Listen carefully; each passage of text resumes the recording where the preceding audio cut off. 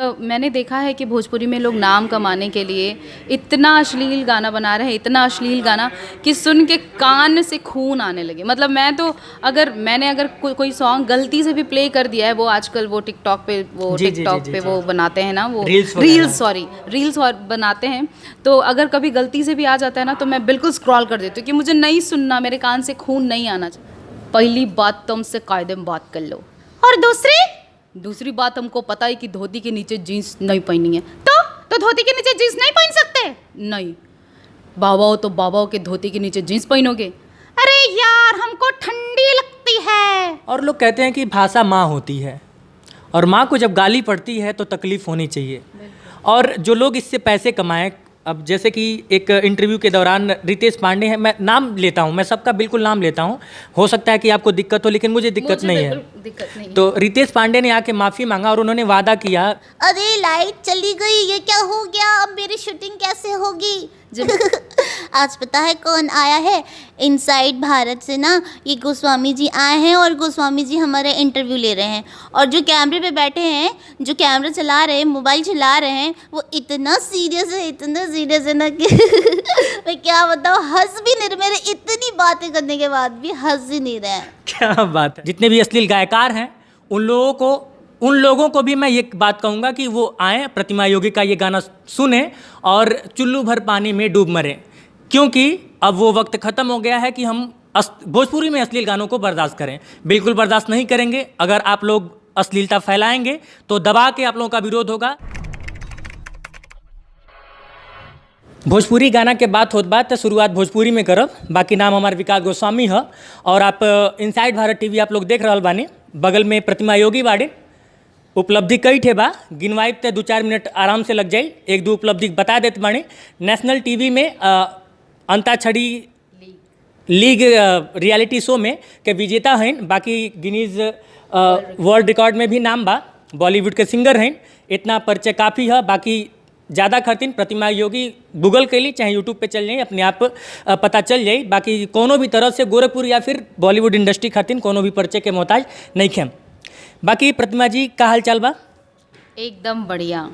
प्रतिमा जी, भोजपुरी को लेकर इस वक्त हम लोग मिशन सफाई कह लीजिए, या फिर भोजपुरी में जो गंदगी है उसको दूर करने की लगातार कोशिश कर रहे हैं।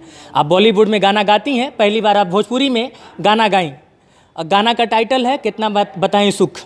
जब ये गाना रिलीज़ हुआ था तब से मैं कोशिश कर रहा था कि एक बार आपसे मुलाकात हो जाए। आज फाइनली पार्क स्ट्रीट होटल में हम लोग की मुलाकात हो गई। एक दौर चल रहा है कि भोजपुरी को ज़्यादा से ज़्यादा गाली दे के नाम कमा लिया जाए। ऐसे में इतना बढ़िया, इतना शानदार गाना, मैं आपको पहले तो ये बता दूं कि आपका जब पहली बार मैं गाना सुना, कम से कम 1 दर्जन बार तो ये गाना मैं सुन चुका हूँ। मतलब कि जब भी मुझे टाइम मिल जाता है तो मैं सुन लेता हूँ। और अभी मुझे लगता है कि 3-4 दिन हुआ रिलीज़ हुए। क्यों मन किया कि इतना शुद्ध गाना गाया जाए? क्योंकि सब लोग अश्लील गा के नाम कमा रहे हैं। ज़्यादा से ज़्यादा व्यू के चक्कर में लोग अश्लीलता की तरफ बिल्कुल लिप्त हैं। तो क्यों मन किया कि इतना सभ्य और बढ़िया गाना गाया? सबसे पहले तो आप सबको नमस्कार। भोजपुरी की जहाँ बात आती है ना, वहाँ पे सिर्फ मिठास सुनाई देता है। भोजपुरी मतलब ही मिठास, और अगर हम उस मिठास को कंटिन्यू ना करें तो वो गंदगी हो जाती है। और मैंने देखा है कि भोजपुरी में लोग नाम कमाने के लिए इतना अश्लील गाना बना रहे हैं, इतना अश्लील गाना कि सुन के कान से खून आने लगे। मतलब मैं तो अगर कोई सॉन्ग गलती से भी प्ले कर दिया है, वो आजकल वो टिकटॉक पे वो बनाते हैं ना, वो रील्स और बनाते हैं, तो अगर कभी गलती से भी आ जाता है ना, तो मैं बिल्कुल स्क्रॉल कर देती हूँ कि मुझे नहीं सुनना, मेरे कान से खून नहीं आना चाहिए। तो मैं ये सोचती हूँ कि मैं भोजपुरी की सपोर्टर हूँ, क्योंकि मैं हूँ गोरखपुर से। तो उन लोगों को भी तो बुरा लगता होगा ना, जो भोजपुरी के सपोर्टर हैं और जो मीठा सुनना चाहते होंगे।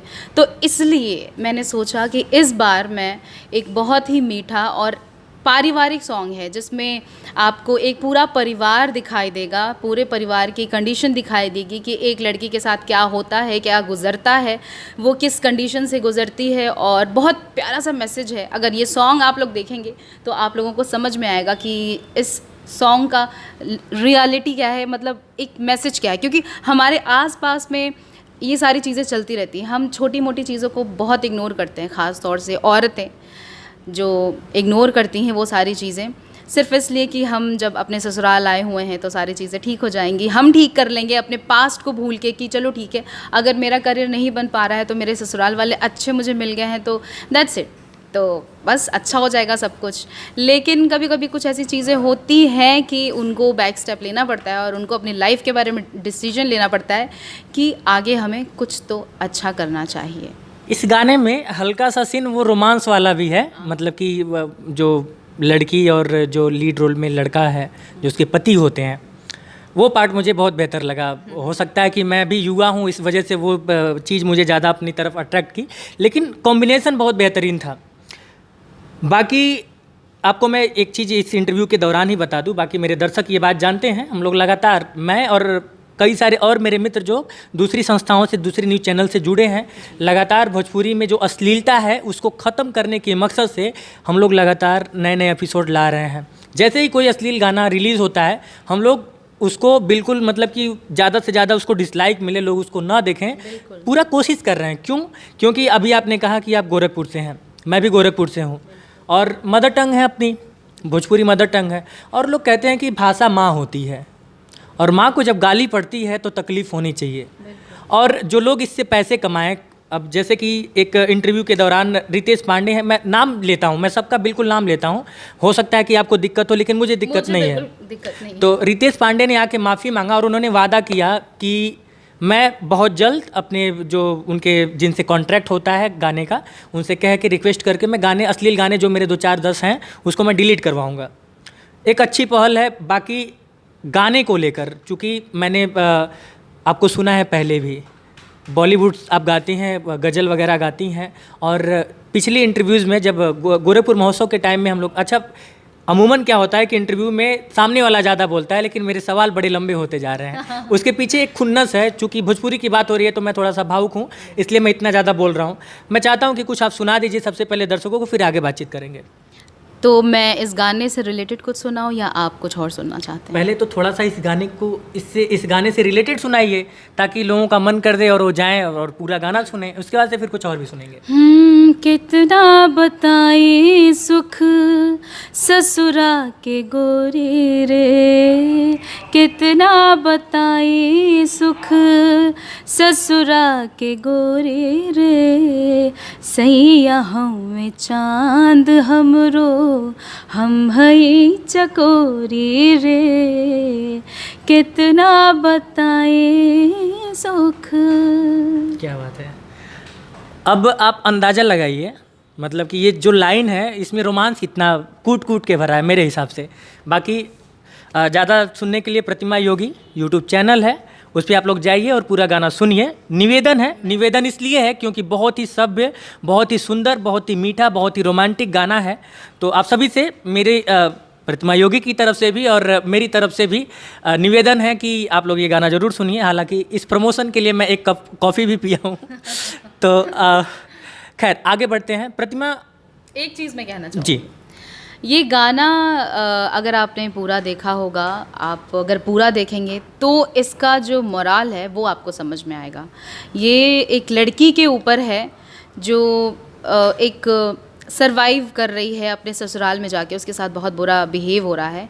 तो वो सरवाइव करते करते उसको अचानक से याद आता है कि शादी के पहले मेरे अंदर बहुत से गुण थे, बहुत सी ऐसी चीज़ें थी जिसको मैं अपने लाइफ में लेके आगे बढ़ सकती थी, लेकिन मेरे पेरेंट्स की वजह से मेरी शादी कर दी गई और मैं वो सारी चीज़ें छोड़ के अपने ससुराल में आ गई हूँ और मैं अपने ससुराल वालों के जैसे, मतलब जो वो चाहते हैं वो कर रही हूँ। उसके बाद भी यहाँ से मैं खुश नहीं हो पा रही हूँ।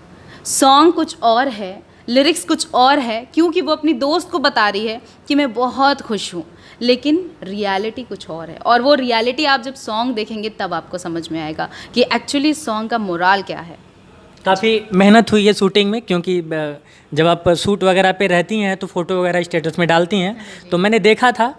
तो अब आगे थोड़ा सा बढ़ेंगे। प्रतिमा, थोड़ा सा कहाँ से आपने स्टार्ट किया? चूँकि मैं तो जानता हूँ, लेकिन बहुत सारे दर्शक हैं जो जानना चाहते हैं कहाँ से शुरुआत हुआ, कब आपको मन किया कि हाँ मैं अच्छा गा लेती हूँ, मुझे सिंगिंग करना चाहिए, वो भी महाराजगंज गोरखपुर की धरती पे, जहाँ पे बिल्कुल भी पेरेंट्स सपोर्ट नहीं करते हैं शुरुआती दिनों में। जब उनको दिखने लगता है कि हाँ लड़का मेरा ठीक ठाक लेके चला जाएगा, तब जाके सपोर्ट मिलना शुरू होता है। कहाँ से शुरुआत हुआ था?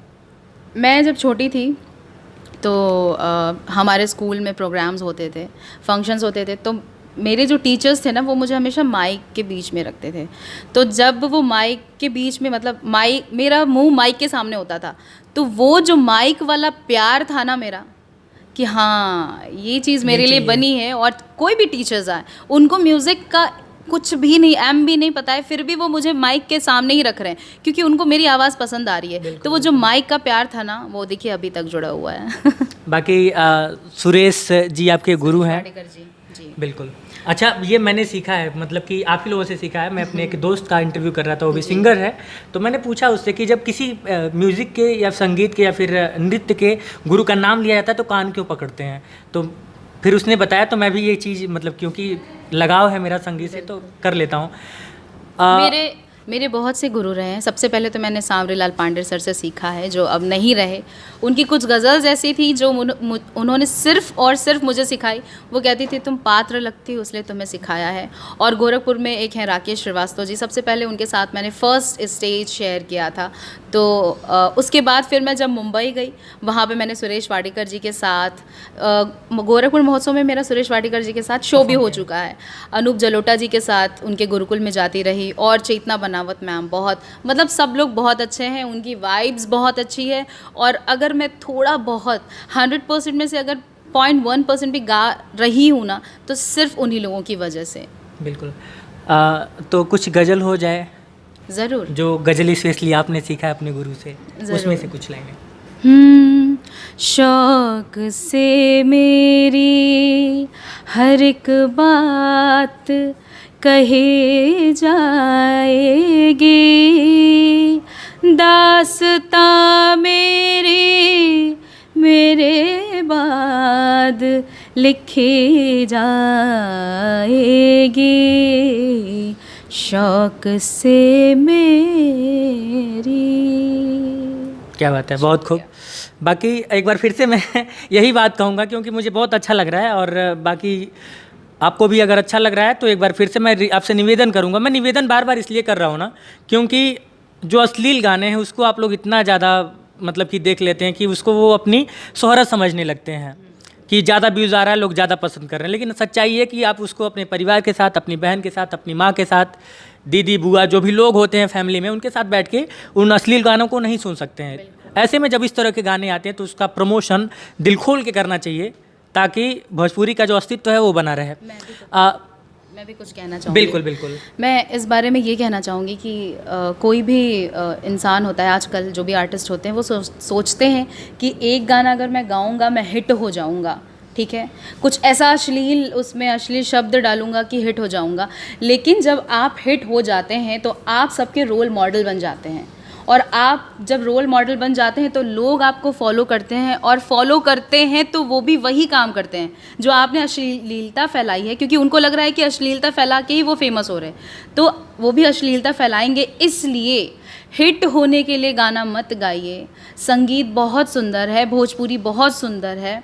आपको अगर भगवान ने स्पेशल बनाया है, आपको ये स्पेशल क्वालिटी दी है कि आपके अंदर संगीत है कहीं ना कहीं, तो उसको अश्लील मत बनाइए, क्योंकि आप कल को चल के किसी के रोल मॉडल बनने वाले हैं। और मैं नहीं चाहती कि हर एक इंसान, हर एक छोटा सा बच्चा गंदा गाना गाए। That's it.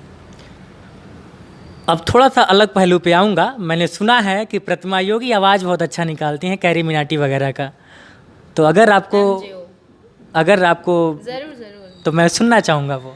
आपने मेक जोक ऑफ सुना ही होगा। तो मैं पहली बात तो बता दूं कि मैं वॉइस ओवर करती हूँ। मैंने कई मूवीज़ में वॉइस ओवर किया है, कई कार्टून में वॉइस ओवर किया है। तो आपने MJO सुना होगा, तो मेक जोक ऑफ, तो सबसे पहले मैं उसके बारे में बताऊँगी। पहली बात तो हमसे कायदे में बात कर लो, और दूसरी बात हमको पता है कि धोती के नीचे जीन्स नहीं पहनी है, तो धोती के नीचे जीन्स नहीं पहन सकते? नहीं, बाबा हो तो बाबा के धोती के नीचे जीन्स पहनोगे? अरे यार हमको ठंडी लगती है, तो ठंडी लगती है तो मतलब बहुत खूब। तो ये स्पेशल क्वालिटी ये कब से शुरू हुआ? ये एक्चुअली मैं एक बात बताऊँ, मुंबई एक ऐसी जगह है ना, ऐसी जगह है जहाँ पे आपकी छोटी सी क्वालिटी को भी ना बहुत बड़ा बना दिया जाता है। मैं जब मेरा फर्स्ट शूट चल रहा था मुंबई में, वहाँ पे लाइट चली गई तो मैंने अचानक से बोला, अरे लाइट चली गई, ये क्या हो गया, अब मेरी शूटिंग कैसे होगी। जब मैंने ये बोला तो जो शूट कर रहे थे उन्होंने बोला किसने बोला किसने बोला किसने बोला, क्योंकि लाइट तो चली गई थी, सब पूरा ऑफ हो गया था। तो किसी को तो फिर मेरे एक फ्रेंड ने बताया कि अरे ये प्रतिमा ने बोला। तो उनका एक प्रोजेक्ट चल रहा था यूएस का, कॉमिक प्रोजेक्ट था, तो वहाँ से उन्होंने मुझे उठाया और उन्होंने बोला कि बस अब प्रतिमा योगी ये भी करेगी। और मैंने बहुत किया, सुनील पाल जी की मूवी में भी किया है, और छोटे मोटे एक भोजपुरी वो आया था, शॉर्ट मूवी आया था दान, उसमें भी किया है। सुनील पाल जी की मूवी जो आई थी उसमें मैंने 3-4 कैरेक्टर्स के लाइक वॉइस प्ले किए हैं। अब आप ये सोच रहे होंगे कि मुझे ये बात कैसे पता चली, क्योंकि मेरे सामने तो आपने कभी ऐसा किया नहीं है। हाँ, एक बार हम लोग एक होटल में मिले थे, वहाँ पे आपका शूट चल रहा था रेंडमली, वहाँ जैसे आज यहाँ पे मिले, वहाँ पे हम लोग पहुँचे थे और उस शूट के दौरान आप चूँकि बिहाइंड कैमरा थे, कैमरे के सामने शूट चल रहा था, लोग वहाँ पे थे, तो शूट के दौरान ही कुछ ऐसा ही आपने बोला था, तो मैंने पकड़ लिया कि हाँ इस तरीके के गुण भी हैं आपके अंदर।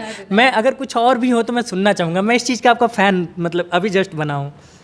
मैं और आपको क्या सुनाऊँ, मैं लल्ली की आवाज़ निकाल लेती हूँ, भारती जिसको कहते हैं। बिल्कुल बिल्कुल, मैं सुनना चाहूँगा।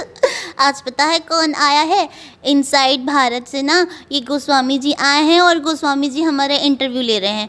और जो कैमरे पे बैठे हैं, जो कैमरा चला रहे हैं, मोबाइल चला रहे हैं, वो इतना सीरियस है ना कि मैं क्या बताऊँ, हंस भी नहीं रहे, मेरे इतनी बातें करने के बाद भी हंस ही नहीं रहे हैं। क्या बात है, बहुत खूब। प्रतिमा योगी, जाते जाते आप मेरे दर्शकों से कुछ कहना चाहेंगी और अपने दर्शकों से कुछ कहना चाहेंगी? मैं आप सबसे कहूँगी, सबसे रिक्वेस्ट करूँगी कि आप ये सॉन्ग ज़रूर देखें।